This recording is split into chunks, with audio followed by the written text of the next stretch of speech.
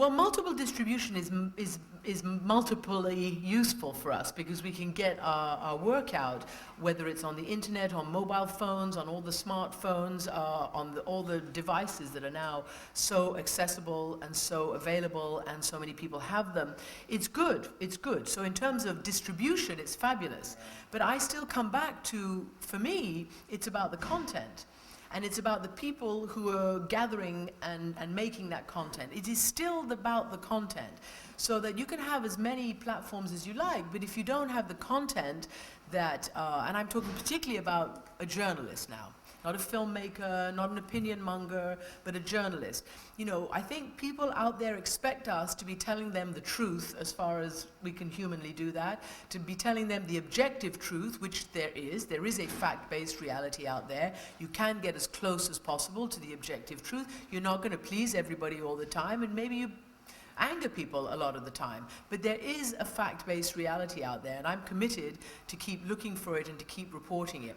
So the technology has helped disseminate. Sometimes, as I say, it's whittled away at the accountability, and sometimes it has, you know, when we downsize too much, we risk cutting out the red meat, if you know what I mean. And I'm not, you know, I'm not a lover of red meat, but you risk cutting out the heart of the matter, the content. You risk not having the people with the right experience going and doing and gathering those stories. So, you know, I think it's had its ups and its downs, the technology, the technological revolution. Are you shooting stuff? No, I'm not, and I won't. More and more people do. Of course they are. That's the new generation. And yes, that's good. But I will have to say that by and large, many of the networks, because it's starting now, this technological revolution. So the digital correspondents, it's usually the junior correspondents who are doing that because it's a new generation being trained. So when you want to go to an Egypt or whatever for an established network, then you're still going to have to send those who've been doing this for a long time. But, you know, I know, and maybe it's just because it's my generation and I wasn't brought up like this, but I couldn't be a good reporter and get all the facts and do the tough interviews and run to this place and that place and seek the information if I also had to worry about shooting it and editing it and trying to figure out how to upload it. Many of my friends can do it and they do it very well.